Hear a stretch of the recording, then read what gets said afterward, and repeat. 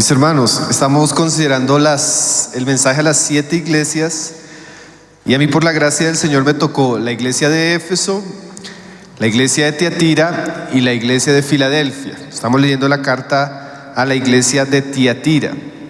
Nosotros veíamos ayer en la iglesia de Éfeso que su carta era dirigida a una iglesia que estuvo en un estado muy glorioso inicialmente, pero en el transcurso de los años pasó algo con esta iglesia. Y esa iglesia perdió su estado de gloria y se encontró en un estado muy lamentable. Y veíamos cómo el Señor la llamaba al arrepentimiento, a volver a aquellas primeras obras que ella había vivido. Ahora nosotros vamos a encontrarnos una carta diferente. Esta carta a la iglesia de Tiatira es una carta dirigida a una iglesia que va en aumento, en ascenso. Ella tiene una gran cantidad de virtudes y sus obras están creciendo. Pero esta iglesia se va a ver amenazada seriamente por un gran peligro. El peligro de la tentación. Entra a esta iglesia un espíritu de seducción con el propósito de hacer caer a la iglesia en la inmoralidad y en la idolatría espiritual. Entonces el Señor advierte a esta iglesia del gran peligro que es este asunto. Entonces, como decíamos, estas cartas tienen una lectura histórica y tienen una lectura profética. Histórica porque atiende las realidades de aquellas iglesias de Asia en el tiempo de Juan, y una lectura profética porque todos esos desafíos, esas circunstancias que ellos vivieron, nosotros como iglesia los vivimos de una manera también muy clara, muy obvia. Entonces lo que el Señor tiene para decirle a la iglesia de Tiatira también es para nosotros. Características de esta carta, hermanos, que es la más larga de las 7. Yo pensé que de pronto iba a poder estudiar Pérgamo y Tiatira al tiempo, pero viendo la gran cantidad de cosas que el Señor le dice a Tiatira, preferí basarme solo en lo que el Señor le dice a la iglesia. Entonces vamos a volverlo a leer verso por verso y vamos a considerarlo. Entonces dice ahí en el verso 18, que es la presentación, como el Señor se presenta a todas las iglesias. Antes de hablarles, Él se presenta a ellas, pero ustedes se van a dar cuenta que según la realidad de la iglesia, también el Señor se presenta. ¿Sí? Hay iglesias que el Señor se va a presentar de una manera, hay iglesias que se va a presentar de otra. En esta dice ahí en el verso 18: escribe al ángel en Tiatira, de la iglesia en Tiatira, el Hijo de Dios, el que tiene ojos como llama de fuego y pies semejantes al bronce bruñido, dice esto. Entonces, primero Jesús se presenta aquí como el Hijo de Dios. Eso es un atributo o un término que se usa para hablar de la divinidad de Cristo. El que está hablando es Dios mismo, el Hijo de Dios, la segunda persona de la Trinidad. Él viene a hablar a su iglesia y subraya que Él se manifiesta de dos maneras bien interesantes, hermano. La primera es, dice, el que tiene ojos como llama de fuego. Nos habla de su visión. Ojos de llama de fuego quiere decir que Él todo lo ve, que no hay nada oscuro delante de Él, ¿sí? O sea, todo está abierto a la luz delante de los ojos de aquel que todo lo ve. Es una figura que Él usa para resaltar que Él es el que ve todas las cosas. No hay nada oculto delante de Él. Él conoce aún lo profundo de nuestro corazón, aún nuestras intenciones, nuestros pensamientos. No hay nada escondido delante de Él. Él es el que camina en medio de los candeleros, pero con unos ojos que lo ven todo, que lo penetran todo, que lo conocen todo, ¿sí? Por eso Él puede dar un diagnóstico claro de cuál es la situación que está viviendo su iglesia. Y dice ahí la siguiente parte del versículo: y pies semejantes al bronce bruñido. Cuando en la Biblia se nos habla del bronce, especialmente el bronce bruñido cuando es pasado por fuego, generalmente es una figura de juicio. Ustedes van al Antiguo Testamento, siempre que aparecía el bronce era señal de que el juicio de Dios venía. ¿Cómo así? Jesús se presenta como aquel que tiene sus pies como bronce, o sea, como si Él viniera a juzgar y a probar todas las cosas. Más adelante en Apocalipsis, cuando Él regrese, sus pies aparecen de esa misma manera. ¿Qué quiere decir? Jesús se está presentando como Dios mismo, que conoce todas las cosas y que se presenta a esta iglesia para juzgarla. Porque usted se da cuenta que aunque esta iglesia está en una posición de crecimiento, de fruto, de avance, hay cosas que son dignas de ser juzgadas y que la iglesia tiene que atender al juicio de Dios para corregir sobre todo aquellas cosas que están amenazando el testimonio de ellos. Entonces, en su presentación, Cristo aquí se presenta de una manera muy particular. Como nuestro hermano decía el día de ayer en la mañana, el juicio de Dios viene, pero el juicio de Dios comienza por su casa. Él, antes de juzgar el mundo, Él tiene que juzgar su iglesia. Él sería imperdonable, si se puede decir, si el Señor tolera el pecado en la iglesia y lo permite en el mundo, ¿cierto? Entonces aquí Cristo se nos muestra que antes de Él venir a juzgar las naciones, Él va a poder juzgar, Él va a venir a juzgar a su iglesia, especialmente en unas áreas que vamos a estar viendo. De la misma manera que en la carta de Éfeso, Jesús comienza hablando lo bueno de Tiatira. Dice ahí en el verso 19: yo conozco tus obras y amor y fe y servicio y paciencia, y que tus obras postreras son más que las primeras. Si ve que esta iglesia es diferente a Éfeso. Éfeso tenía muchas obras antes y ahorita había caído, pero Tiatira no. Tiatira, el Señor reconoce que es una iglesia que tiene obras. O sea, igual que la iglesia de Éfeso, era una iglesia entregada al servicio a Dios, al trabajo a Dios. Era una iglesia que tenía amor, seguramente tenía amor hacia Dios, y se caracterizaba porque sus miembros tenían amor los unos hacia los otros. Dice ahí, y fe. Aquí se caracteriza, eso no se había dicho de Éfeso, ¿no? De Éfeso no se había dicho que tenía fe. Esta iglesia tenía fe, pero más la idea de fe en el sentido personal. En el griego da más la idea de fe en el sentido de fidelidad. Era una iglesia que tenía amor, servicio, era una iglesia fiel a Dios, era una iglesia confiable. ¿Qué más dice ahí? Dice servicio, ¿sí? Los hermanos eran serviciales, los hermanos estaban ocupados sirviendo a Cristo, amándose, cooperando de manera fiel. Y dice ahí, y tu paciencia.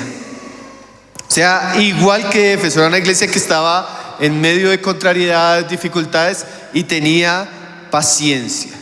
Y el Señor cierra ese versículo diciendo esto que es muy interesante: y que tus obras postreras son más que las primeras. O sea, es una iglesia que va avanzando, tiene muchas virtudes, cosas ejemplares, cosas a aprender, y está creciendo, y está creciendo. Sí, está avanzando. Dice que sus obras postreras son más que las primeras. O sea, esta era una iglesia que iba en auge, en crecimiento. Ahora, hermanos, una iglesia que está en un auge, en crecimiento, que está mostrando semejantes virtudes, ¿por qué el Señor se presenta de cierta manera a ella? Eso es una gran pregunta, ¿no? Como una iglesia que va en un camino así, el Señor se le va a presentar como alguien que viene a juzgarla. Bueno, nosotros vamos a darnos cuenta que a partir del versículo 20 se nos va a ver el reclamo del Señor. A pesar de todo lo que ellos tienen y en lo que están creciendo, hay algo que la iglesia está tolerando que va a ser muy peligroso para el testimonio de la iglesia, que va a traer el juicio de Dios hacia la iglesia. ¿Y cuál es ese problema? Mire lo que dice el verso 20: pero tengo unas cosas contra ti. Esa palabra pocas, que aparece ahí en la traducción de Reina Valera, no aparece en el texto original. La mejor traducción sería así: pero tengo unas cosas contra ti, porque no son pocas. No son pocas, por lo que eso trae consecuencia. ¿Qué es lo que el Señor tiene contra esta iglesia? Dice ahí que toleras que esa mujer Jezabel que se dice profetiza, enseñe y seduzca a mis siervos a fornicar y a comer cosas sacrificadas a los ídolos. Entonces aquí nos estamos dando cuenta que el gran problema de Tiatira es la introducción de un personaje que uno entiende que Apocalipsis, hermanos, tiene un lenguaje muy figurativo, ¿sí? Cuando él habla de los candeleros, de las estrellas, aún la misma presentación del Señor Jesús es un lenguaje muy simbólico. Algunos llegan a pensar que Jezabel fue una mujer histórica, que fue de pronto la esposa de alguno de los ancianos de la iglesia en Tiatira.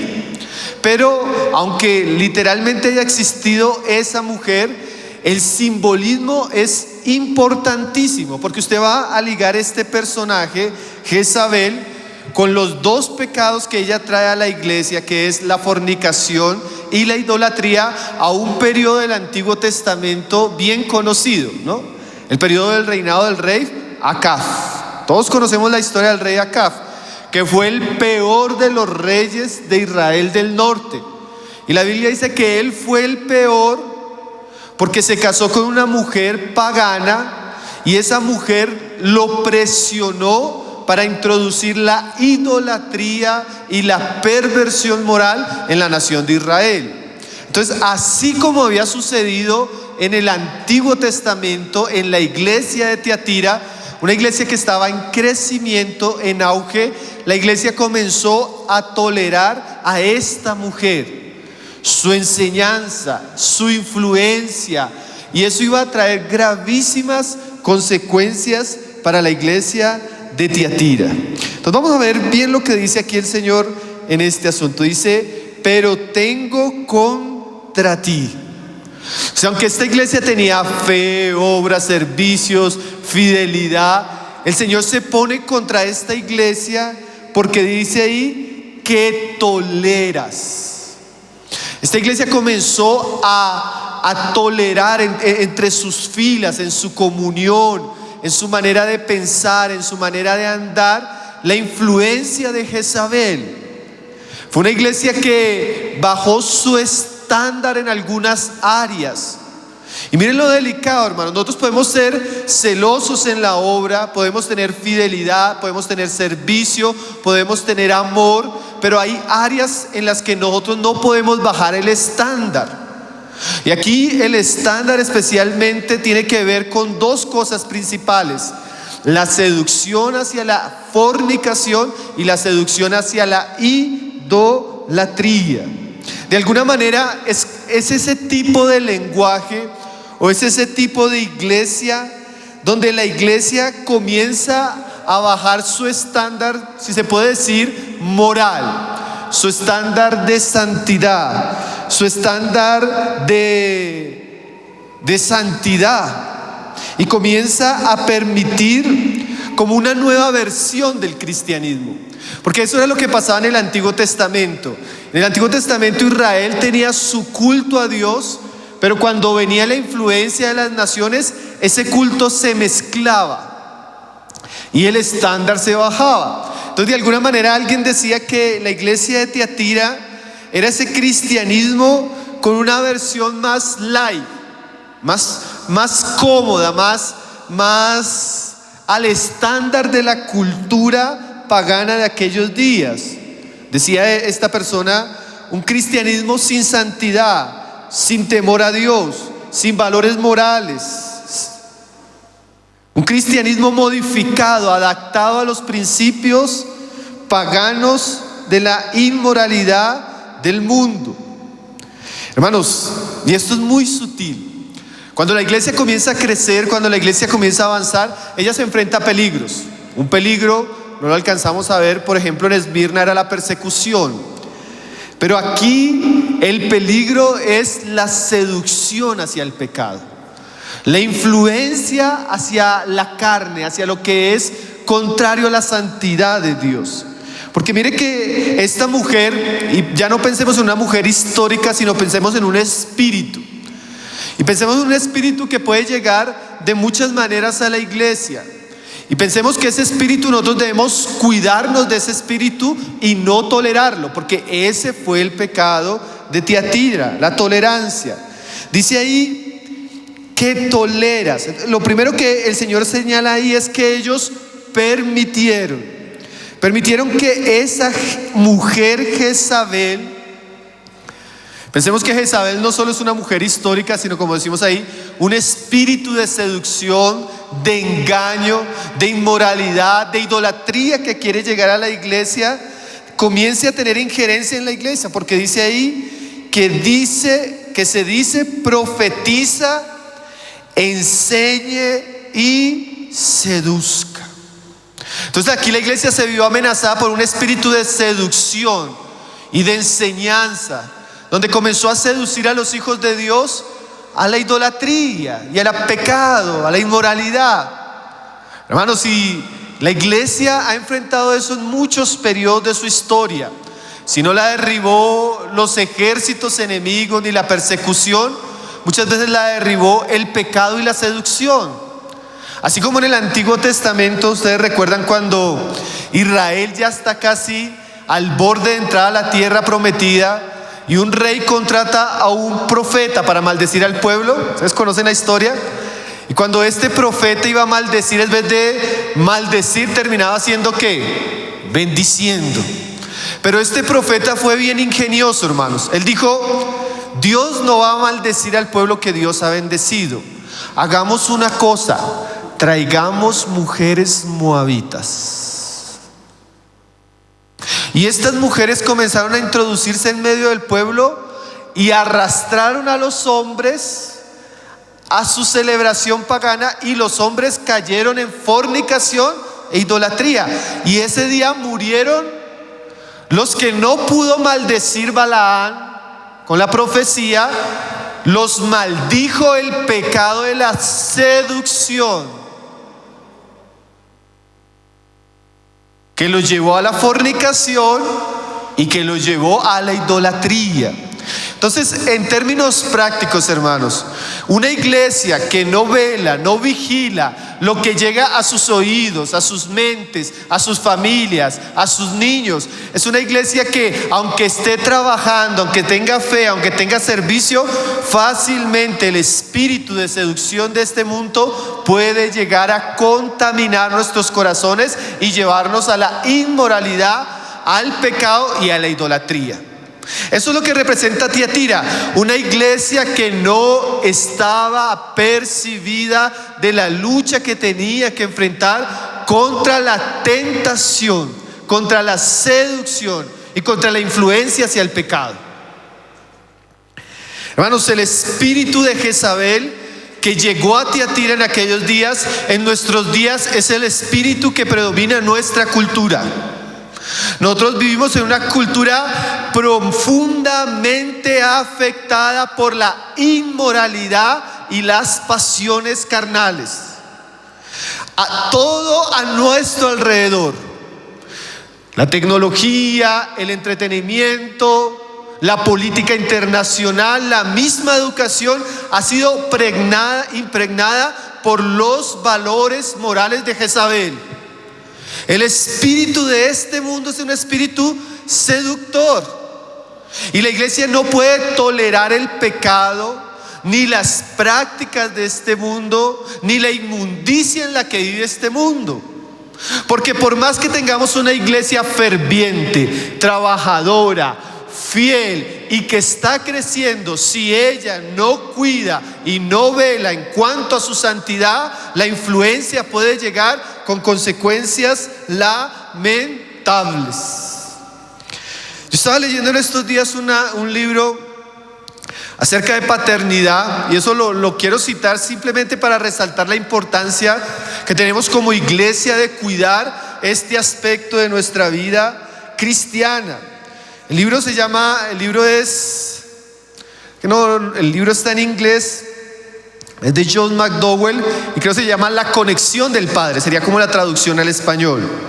Y él cuenta una carta que él recibió de un padre cristiano donde dice lo siguiente: hace tiempo recibí una carta de un padre que me había querido hablar. Dijo él y su esposa: Ellos siempre hicieron todo lo bueno para ser como buenos padres. Eran miembros de una buena iglesia y siempre habían estado orgullosos de sus hijos. Pero me dijo que acababan de descubrir algo sobre su hija mayor que había derrumbado su mundo.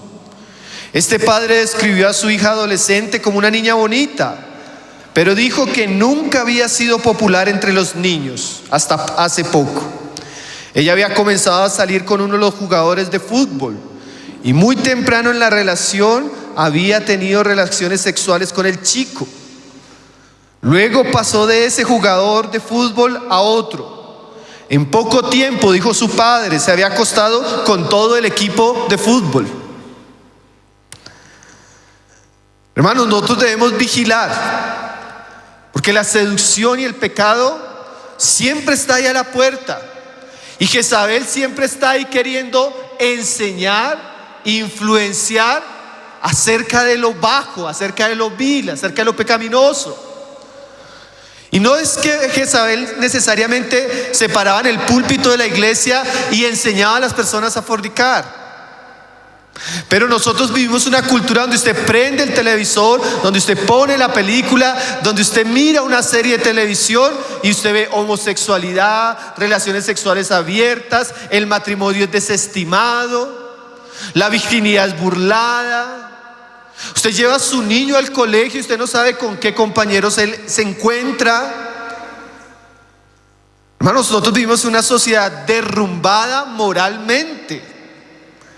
Y la iglesia debe tener conciencia de que hay una guerra por la santidad y la pureza del testimonio de Jesús.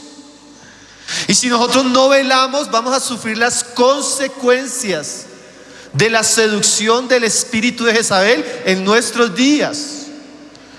Y no solo contar eso en niños. Hace poco nosotros hicimos un ejercicio con la iglesia. Reunimos todas las parejas de la iglesia, hermanos. Hicimos una charla sobre sexualidad. Hicimos unos talleres, pusimos a llenar los talleres a los hermanos de manera anónima. Entre eso ellos tenían que responder preguntas, hermanos, preguntas muy claras. Preguntas sobre infidelidad sexual, preguntas sobre pornografía, preguntas sobre abuso sexual desde temprana edad, preguntas de todo tipo. Mi responsabilidad era leer esas hojas después del taller, hermanos. Hermanos, ahí yo ya estaba preparado para lo que tenía que leer. Pero ahí me di cuenta que estamos realmente en una guerra que nosotros no calculamos. No calculamos los desafíos que tenemos delante. Sin darnos cuenta estamos enfrentando una sociedad que ha sido desintegrada moralmente. Muchos llegamos al Señor con experiencias, con traumas, con abusos, con prácticas que en la iglesia no se pueden tolerar, que la iglesia tiene que tratar, sanar, restaurar, denunciar, ¿sí? Y esta iglesia de Tiatira no era consciente de eso, hermanos.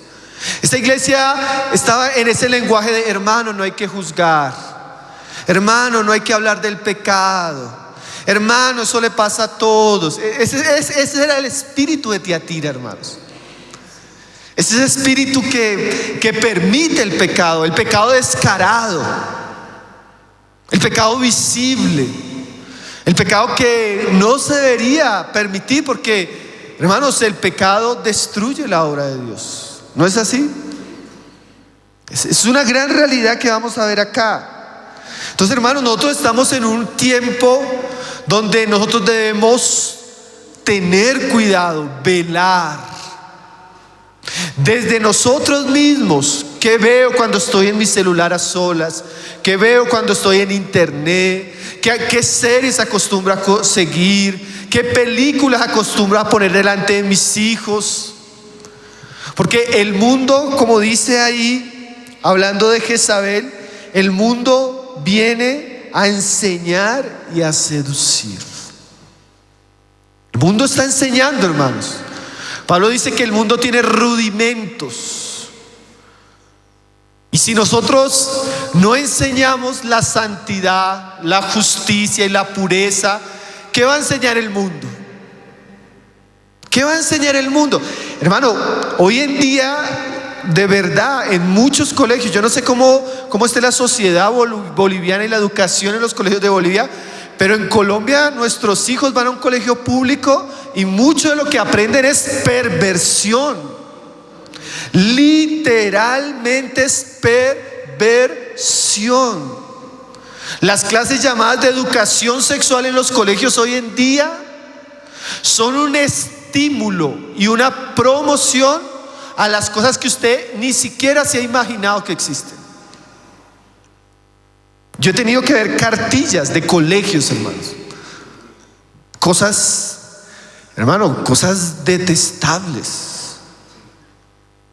Las series más famosas de Netflix y de esos canales de televisión famosos, hermano, están impregnadas, pero impregnadas de homosexualidad, hermanos, descaradamente. Entonces nosotros tenemos que tener mucho cuidado porque el mundo está enseñando y seduciendo. Y Tiatira, la iglesia en Tiatira tiene que velar. En vez de tolerar, ella tiene que ponerse en la brecha. Tiene que orar, tiene que vigilar, tiene que pesar las cosas desde nuestra vida personal, nuestra vida familiar, qué escuchamos, qué vemos en la televisión, con qué nos entretenemos, qué valores, qué conductas, qué personas están siguiendo, admirando mis hijos. Bueno, porque el diablo es muy sutil. Cosas así, hermanos, cosas como muchas experiencias, hermanos, cosas de estar dándole consejería a una niña de 11 años. Una niña de 11 años con tendencia homosexual, porque sus papás fácilmente la llevaban a fiestas con la familia, la dejaban con sus primas y sus primas abusaban de ella. Los papás, 15 años de cristianos, 10 años en la iglesia y no sabía que su hija tenía esas luchas. Hermano, vivimos en un mundo sucio, corrompido, y la iglesia tiene que ser muy celosa en estas cosas. La iglesia tiene que velar por la santidad, por la pureza, por lo que escuchamos, por lo que vemos. No podemos conformarnos al mundo. No podemos dejar que Jezabel entre sutilmente y nos seduzca. ¿Sí? Entonces miren lo que causa Jezabel, hermanos. Dice ahí. Dice en el verso 20: enseñe y seduzca. Ese seduzca, ¿no? ¿Saben qué, hermanos? Estas cosas con las que seduce Jezabel son atractivas. Es el problema del pecado. El pecado es atractivo, seductivo, ¿sí? El pecado, cuando un hombre ve a una mujer de cierta manera, naturalmente él no siente repudio. ¿Qué siente él? Atracción. Cuando usted abre internet y ve una mujer mostrando su cuerpo de cierta manera, usted no siente repudio. ¿Usted qué siente? Seducción. Porque la carne se atrae a eso. A la carne le gusta eso. ¿Sí? Por eso es una guerra. Por eso hay que luchar contra eso. Entonces, Jezabel es ese espíritu de enseñanza, de seducción en relación a la inmoralidad. Y miren lo que dice ahí: enseñe y seduzca a mis siervos a fornicar. Es ese espíritu que quiere introducir el pecado en la iglesia, la fornicación en la iglesia, el deseo sexual desordenado fuera del matrimonio, antes del matrimonio. Hermano, y el pecado sexual es uno de los pecados que más mata nuestra vida espiritual, uno de los que más trae escándalos. Usted quiere destruir una iglesia, deje que el pecado sexual entre, y sobre todo en el liderazgo.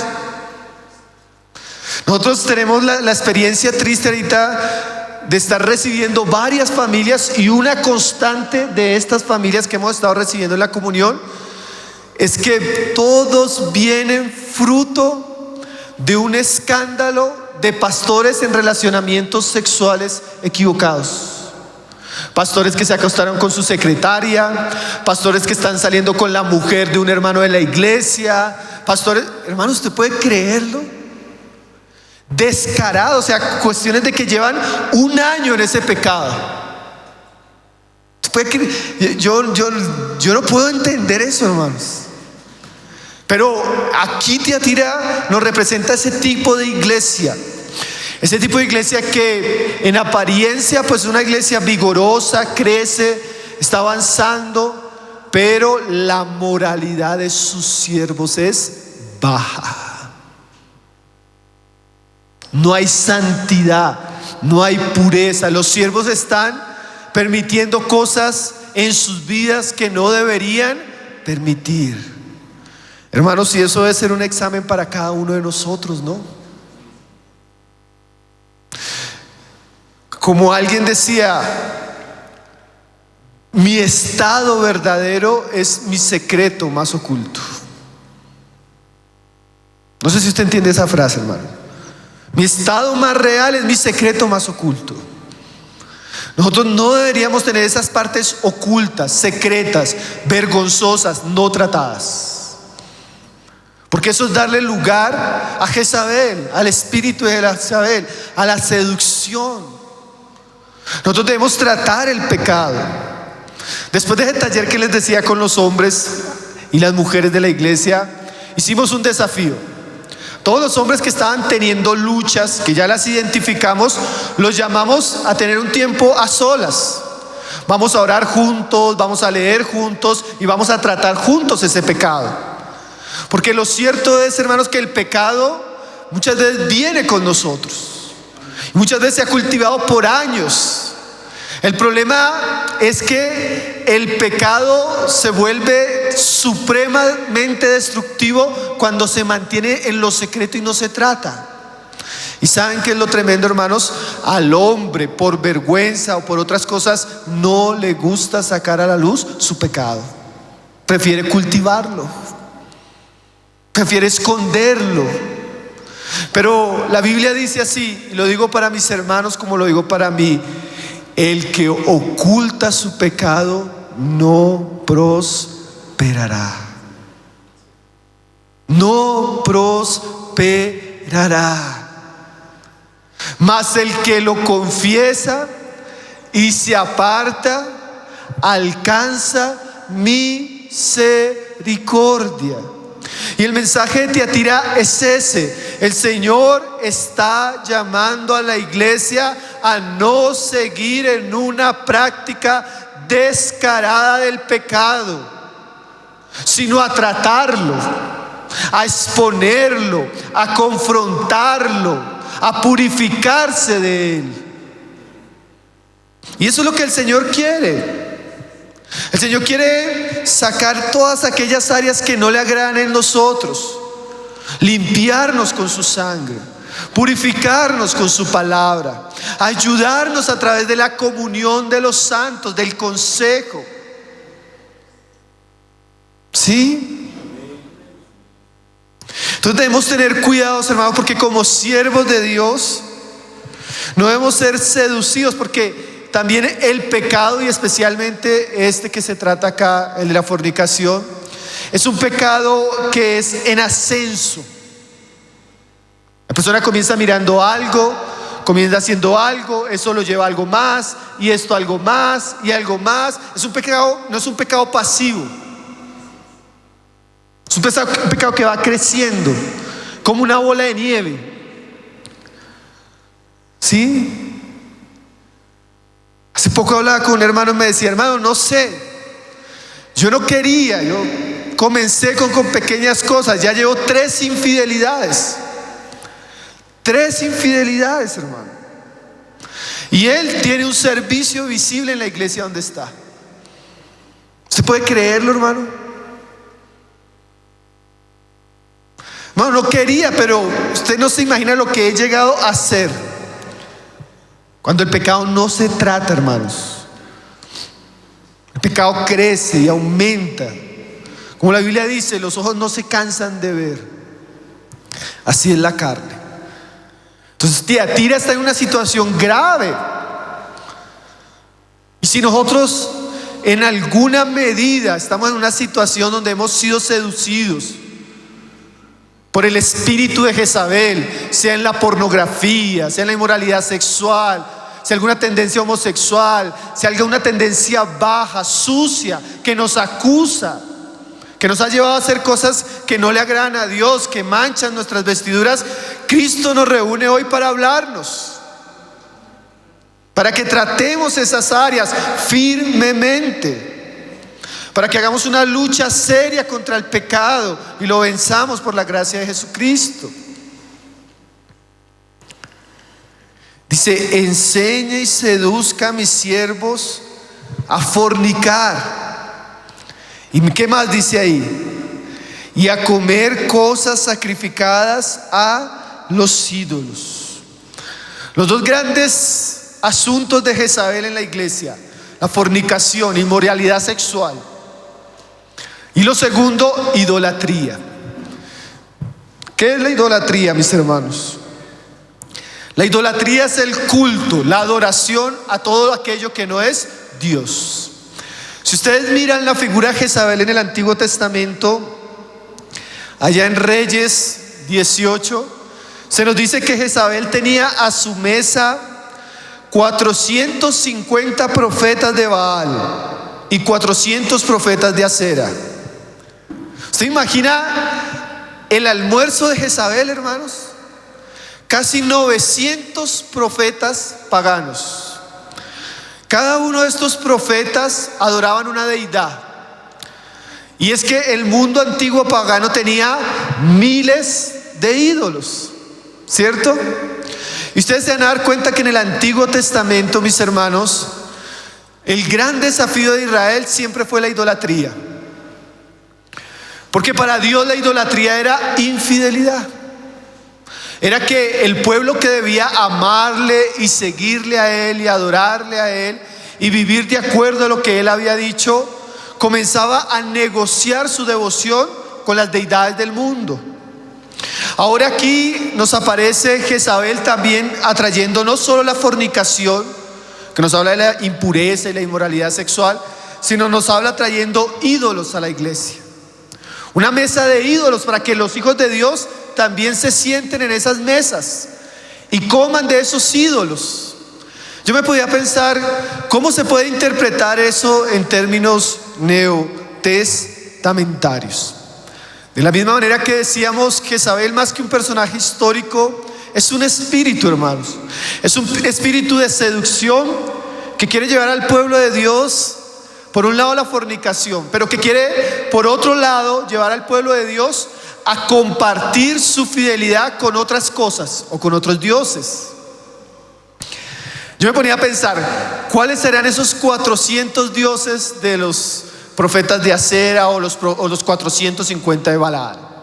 Bueno, hermanos, si nosotros miramos este mundo, aún en nuestros días, tiene una gran cantidad de ídolos. Cosas que ama, cosas por las que vive, cosas en las que se deleita y se goza.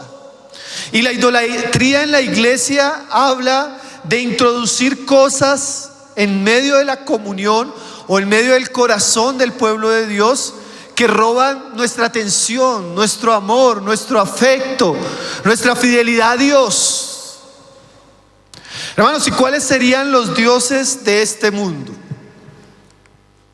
Pongámonos a pensar de manera general, ¿qué cosas los hombres aman, se deleitan? Bueno, yo podría enumerar una gran lista. Los hombres aman el dinero, las cosas terrenales. ¿Qué más?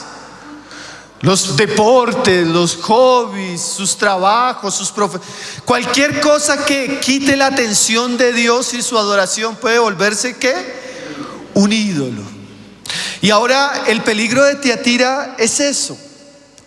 Que los hijos de Dios comiencen a comer, como dice ahí, de las cosas sacrificadas a los ídolos. Entonces es una iglesia que en vez de manifestar una plena y profunda devoción a Cristo, ella comparte su devoción con otras cosas. Recuerda lo que dijo Jesús: no podéis servir a dos señores, porque vas a menospreciar a uno y a honrar al otro. ¿Y cuál era el otro señor que en ese momento el Señor estaba comparando? El dinero. Hermanos, nosotros debemos tener cuidado, porque en nuestros tiempos la idolatría es común. Los hombres aman, los hombres viven y los hombres se deleitan en muchas cosas, y eso sutilmente puede entrar a nuestras mesas y cautivar nuestros corazones. Eso es tan sutil a veces que nosotros no nos podemos dar cuenta. Yo reflexionaba en este pasaje, estaba considerando una experiencia que yo he tenido en los últimos tiempos, hermanos. Se la cuento solo a manera de que usted entienda un poco lo que quiero decir con idolatría y el cuidado que debemos tener con algunas cosas. Después de pandemia, nosotros fuimos un poco afectados por la salud. Entonces, después de pandemia comenzamos a cuidar de la salud. Y yo encontré en un deporte, hermanos, una manera de fortalecer el cuerpo, de despejarme y ayudar un poco en la salud. Ese deporte es el atletismo. Entonces, queriendo comenzar a hacer ejercicio, uno busca por internet, ¿no? Tenis para correr, desaparecen. Ejercicios para correr, una experiencia muy personal, no me va a juzgar. Hermano, y uno comienza a practicar este deporte y esto comienza a ser bueno. Hermano, pero yo me comienzan a llegar muchos videos, muchas recomendaciones, mucha propaganda, y yo comienzo a darme cuenta que todo eso es un mundo, hermanos. Hay gente que vive para correr, viaja para correr, gasta dinero de la manera que usted no se imagina en cosas de correr. Hermano, ellos hablan de eso como si eso fuera su Dios, su vida, lo máximo. Hermano, eso es una idolatría aberrante. Algo bueno. Yo sigo practicando atletismo, hermanos. Trato de correr 2 o 3 veces a la semana porque me hace muy bien a mi cuerpo. Pero estando ahí, veo cómo la gente se obsesiona, ama eso, vive para eso. Así sucede, hermano, así sucede con el gimnasio, así sucede con el ciclismo, así sucede con una carrera profesional, así sucede con la música, así sucede con el dinero, con los carros, los hombres tienen ídolos por todo lado. Hermano, ¿y saben qué es lo peligroso? Que nosotros como cristianos entremos en terrenos donde nuestra fidelidad y amor y compromiso a Cristo comiencen a negociarse por otras cosas. Ahí estamos pasando al terreno de la ¿qué? Idolatría. Yo en estos días veía, y yo no quisiera ser fuerte, gracias al Señor soy con mi esposa los únicos colombianos que estamos acá. En estos días están jugando la Copa América. Hermanos, y yo me quedé estaba acostado casi muriéndome en estos días ahí con fiebre y con gripa, viendo unos videos en internet, hermano, y quedé escandalizado. Unas familias de hermanos cercanos que yo conozco, que si usted los invita a una reunión de miércoles a oración, no van.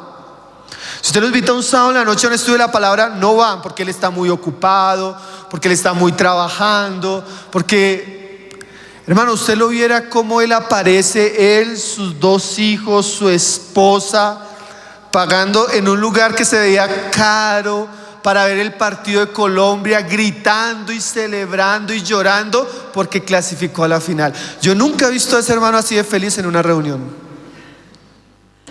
Hermano, para mí eso no es gracioso, hermanos.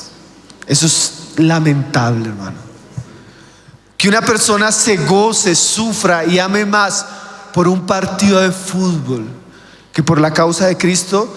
Eso muestra que nosotros nos acostumbramos y nos deleitamos más en las cosas que se deleita este mundo que en las cosas verdaderas. Eso es pan y circo, hermanos. Pan y circo. Nuestros afectos tienen que estar ¿en dónde? En Cristo, en su reino. Pero el mundo está toda hora enviándonos migajas, comida, seducción, para atraernos, distracciones. ¿Usted no ha visto? Yo no sé, yo estoy dando ejemplos que son muy cercanos, pero los ídolos son muchos, de muchos colores: madera, heno, hierro. Hay gente que, hermanos, la idolatría en el mundo es común. Y el mundo entra a seducirnos, a que nosotros entremos a amar esas cosas, a sufrir por esas cosas, a vivir por esas cosas.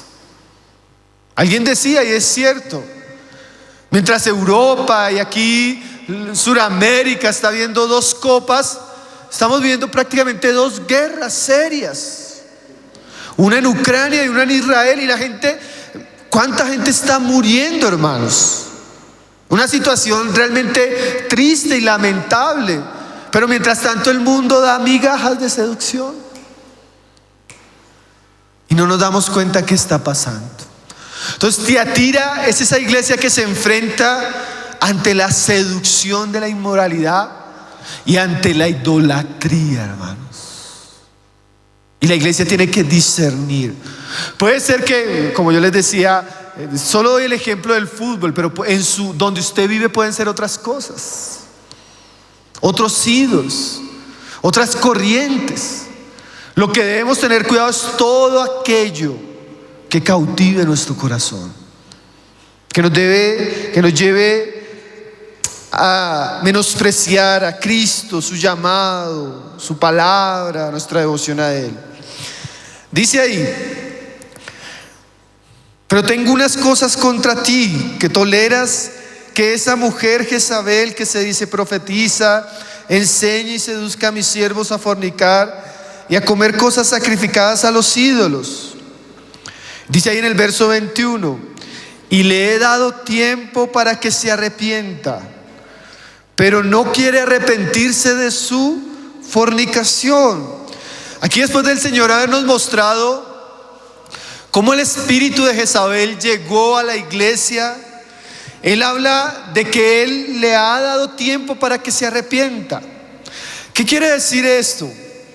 Que este mensaje, hermanos, no era algo que estaba sucediendo en ese momento, sino era algo que ya venía sucediendo desde hace tiempo.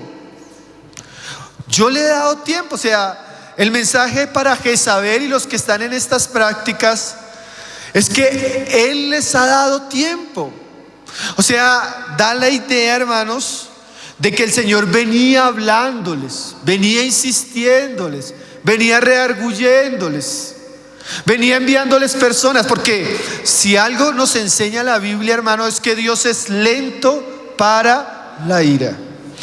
Dios, hermano, escúcheme esto. Yo siempre, cuando llega una hermana y me dice: hermano, imagínese, es que descubrí a mi esposo viendo esto.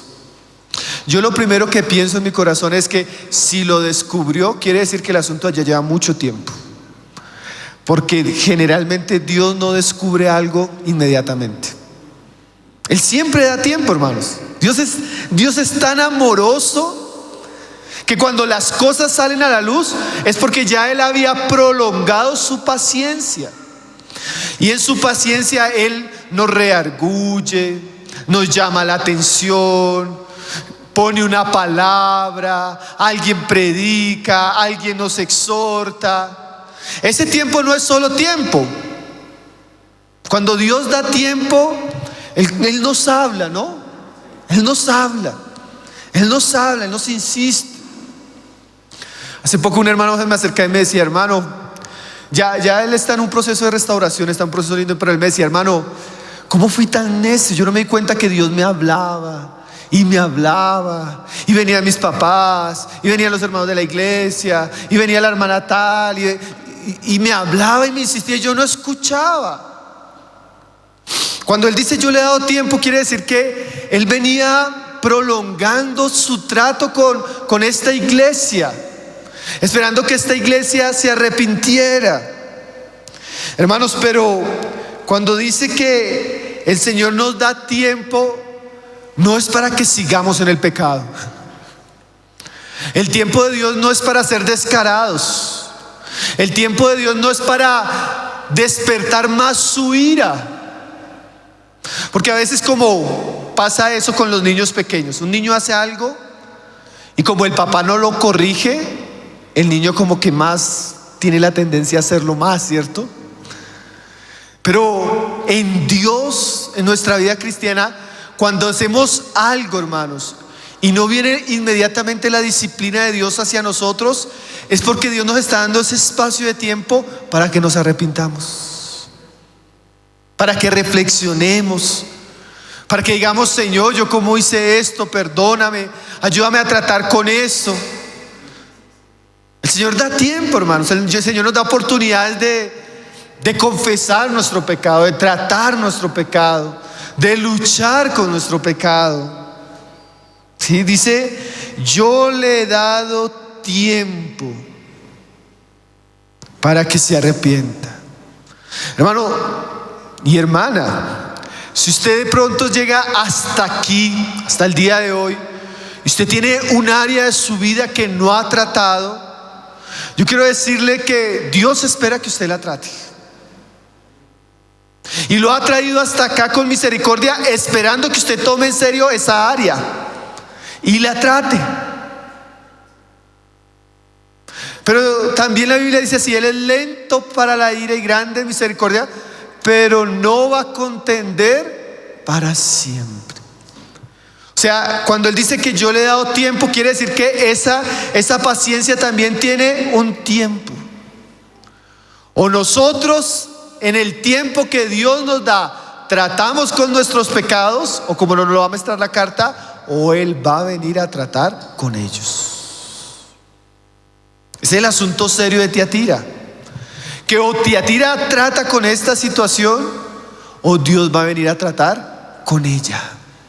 Porque, hermanos, el juicio de Dios tiene que comenzar por su casa.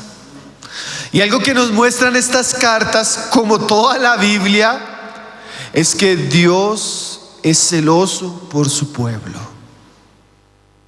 Él ama a su pueblo y Él quiere purificar a su pueblo. Dice, y yo le he dado tiempo para que se arrepienta. Pero mire la respuesta de Jezabel y las personas que están involucradas en esta situación. Pero no quiere arrepentirse de su fornicación. O sea, había un desprecio, había una obstinación, había una insistencia en el pecado. Qué locura, ¿no, hermanos? Porque el pecado para un creyente, el pecado nos ensucia, ¿no? Cuando un cristiano peca es como cuando un niño se ensucia, él se siente incómodo, ¿no? Él se siente que eso lo aleja de Dios. Él se siente que eso lo avergüenza. Él se siente que lo avergüenza de los hermanos. Y a pesar de todo lo que trae el pecado, esta iglesia se mantiene en una obstinación en torno al pecado. Lo que hace, hermanos, que Dios pase de dar tiempo de hablar a disciplinar. Porque Dios primero habla, Dios insiste, Dios da oportunidades. Pero cuando los hombres se van pasando por alto esas instancias amorosas de Dios, entonces viene la corrección de Dios. Dice ahí en el verso 22: he aquí, yo la arrojo en cama y en gran tribulación a los que con ella adulteran, si no se arrepienten de las obras de ella. Miren lo que el Señor está diciendo, hermanos. Después de que Él habla a la iglesia, después de que Él le da un tiempo a Jezabel y a los que están en estas prácticas, si ellos no se arrepienten, viene la corrección de Dios. ¿Y cómo es la corrección de Dios? La disciplina de Dios. Dice ahí: yo la arrojo en cama y en gran tribulación. Jezabel y todos los que están en estas prácticas pecaminosas comienzan a recibir la disciplina de Dios. Y es obvio, mis hermanos, que no todos nuestros problemas de salud y nuestras aflicciones son fruto del pecado, ¿cierto? Pero también es cierto que la Biblia sí habla, hermanos, que a veces Dios tiene que corregirnos. Y en sus correcciones a veces va a tocar nuestra salud, va a tocar nuestra tranquilidad y nos va a llevar a tribulaciones, fruto de nuestros pecados. La paga del pecado, ¿qué es? Muerte. Entonces a veces Dios permite tristezas, aflicciones y angustias como una manera de llamar nuestra atención en nuestros pecados. ¿Sí? Hace un tiempo estábamos en una situación con una familia de la iglesia. Yo fui a hablar con la mamá de esta familia. Me dice: hermano, siempre que se desordena y hace las cosas mal, se enferma. Así me dijo la mamá. Y yo, sí, hermano, siempre, hermano. Fuimos a ver. Así era, hermanos. Dios, en su misericordia, como una manera de llamar la atención en la obstinación del pecado, a cama. Hermano, nosotros no podemos burlarnos de Dios. Nosotros no podemos burlarnos de Dios. Usted mira la historia de David cuando pecó, ¿sí? Cómo murió el niño. Usted mira la historia de, hermanos, Dios es celoso. Dios es santo. Todo, dice Pablo, el que siembra para la carne segará de la carne. Entonces aquí Jezabel y los que están en ese pecado van a ser arrojados en cama y en gran tribulación. Y todos los que con ella adulteran, o sea, ese tipo de prácticas, inmoralidad, idolatría, todo aquello que corrompe el testimonio de la iglesia, cuando se practica sin arrepentimiento, eso tarde o temprano trae consecuencias. Tarde o temprano trae tristeza. Tarde o temprano trae lágrimas. Yo he visto, hermanos, iglesias que entraron en unos periodos, hermanos, tristes porque sus siervos cayeron en fornicación. Familias, hermanos, destruidas porque los varones cayeron en la infidelidad. Jovencitas con vidas sufridas porque no se guardaron, terminaron teniendo un hijo de este, un hijo de aquello, y de ahí en adelante lo único que les esperó fue lágrimas, pesares y vergüenza, hermanos. Cuando Dios nos dice esto es pecado, no es porque Él sea malo, es porque Él quiere evitarnos las tristezas del pecado. Pero el hombre es obstinado, el hombre es necio. El hombre le dice como el mulo que dice el Salmo. No entiende, sino a veces hasta cuando ya viene el sufrimiento. Y esas eran las consecuencias. He aquí, y mire esta frase: yo, el mismo Señor dice, yo la arrojo en cama y en gran tribulación a los que con ella adulteran, si no se arrepienten de las obras de ella. Hermanos, ¿y saben qué es lo más tremendo? Cuando la iglesia abre las puertas al pecado, a la idolatría, y tolera ese tipo de cosas, que eso trae muerte, eso trae enfermedad, eso trae tribulación. Y no solo eso afecta a las personas, eso tiene unos repercusiones, porque mire lo que dice el verso 23, dice: y a sus hijos heriré de muerte. ¿Usted ve cómo el pecado, hermano, el pecado es terrible, hermanos? El pecado hay que tratarlo porque el pecado crece. El pecado abarca a veces, no solo va impactando al que viene, sino los que vienen detrás. Por eso la iglesia no puede tolerar, porque esa tolerancia hace que eso contamine a otros, involucre a otros y dé testimonio a otros. Dice, y a sus hijos heriré de muerte. Mire lo que dice ahí. Y todas las iglesias sabrán que yo soy el que escudriña la mente y el corazón, y os daré a cada uno según vuestras obras. Hermanos, esta situación de Tiatira y su juicio iba a ser una lección para todas las iglesias. Y no solo para todas las iglesias de aquellos días, porque yo pienso que estas 7 iglesias de Asia tenían campamento juntos. Yo creo que se conocían, hermanos. Yo creo que sabía cuando Juan hablaba de tal iglesia, como cuando usted tiene los hermanos que viven en Chile, entonces vive la iglesia en esta ciudad, en esta ciudad, en esta ciudad, y todos se conocen, ¿no? Sí. Yo conozco todas las iglesias prácticamente que tenemos en comunión en Colombia. Entonces yo sé quiénes son los hermanos de a tal, y cuando sucede algo en una iglesia, por más que sea algo local, pero es grave, todo el mundo se entera, ¿no, hermanos? Algo así va a suceder en Tiatira, hermanos.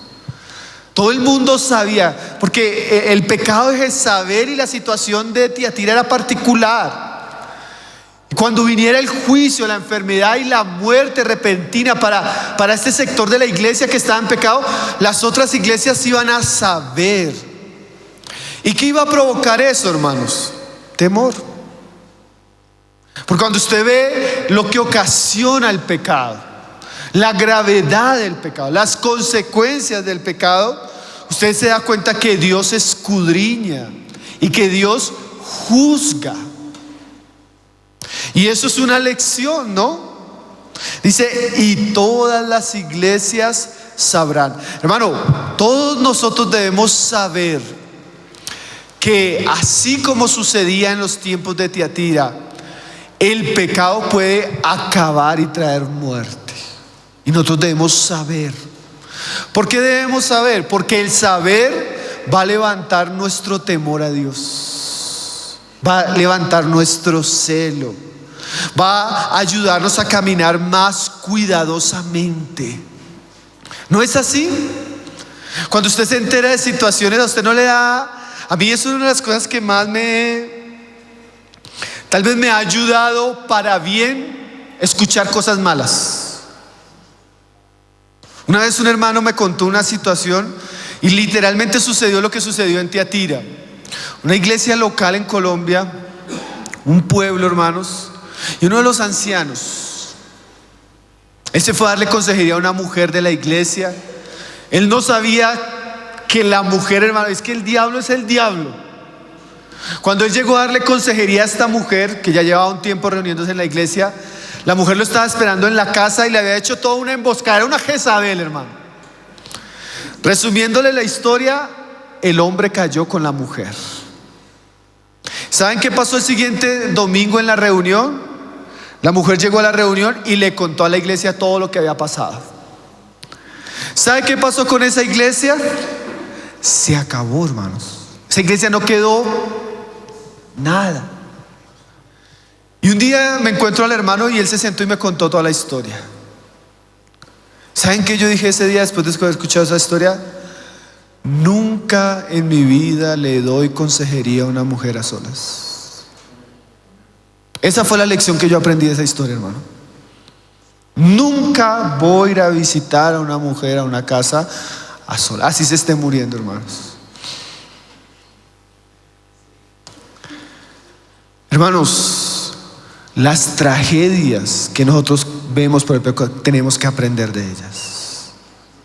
Y cuando usted comienza a mirar, hombres fuertes, grandes, llenos de dones, con ministerios gloriosos, han caído en estas áreas.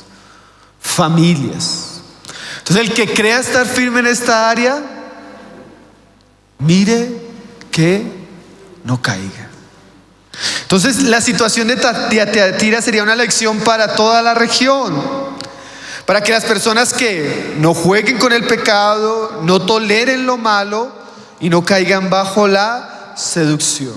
Ahora, vamos a ver, ya ir finalizando, mis hermanos, viendo ahí en el 24 que no toda la iglesia estaba en esto, gracias al Señor. ¿Sí? No toda la iglesia había caído en esa realidad. Dice Pero a vosotros y a los demás que están en Tiatira, a cuantos no tienen esa doctrina y no han conocido lo que ellos llaman las profundidades de Satanás. O sea, imagínense dónde había caído la iglesia, hermanos.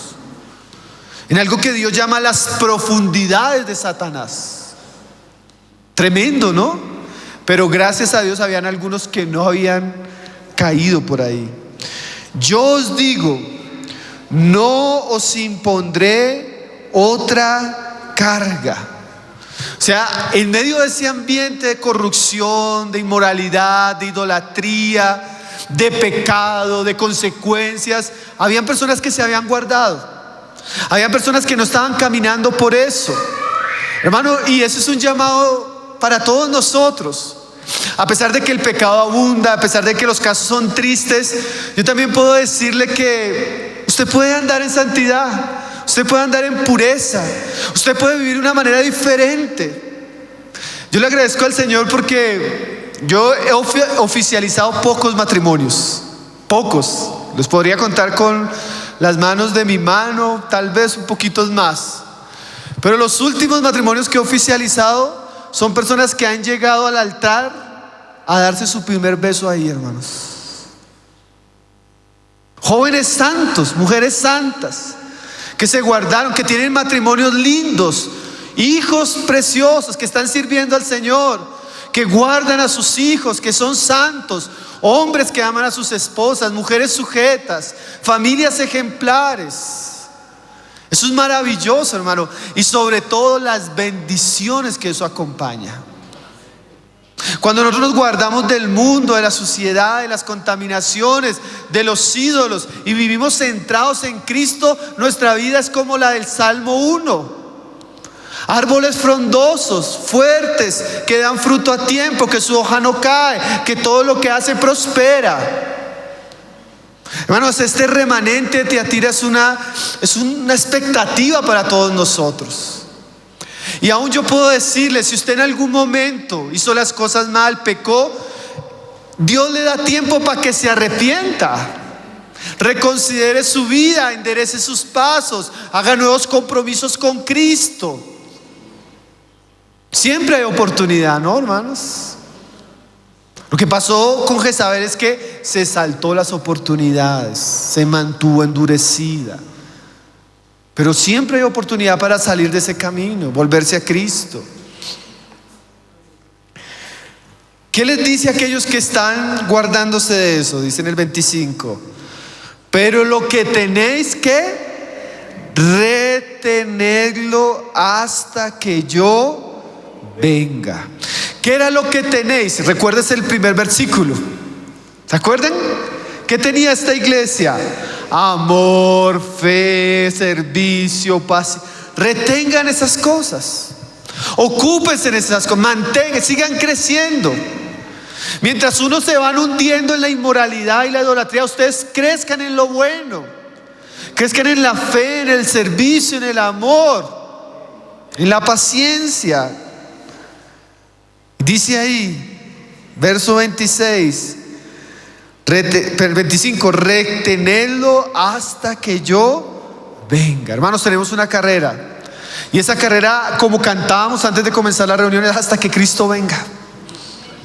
Debemos esforzarnos, seguir, perseverar hasta que veamos aparecer de las nubes a nuestro Señor, o hasta que Él nos llame a su encuentro.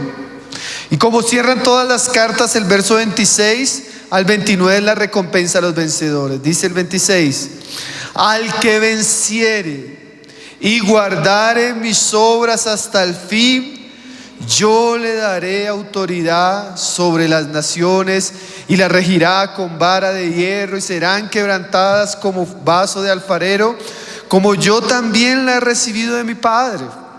La recompensa para los vencedores de Tiatira, que es una época difícil, hermanos. Tiatira representa un tiempo de seducción, de mucha inmoralidad, de muchas distracciones, de mucho pecado.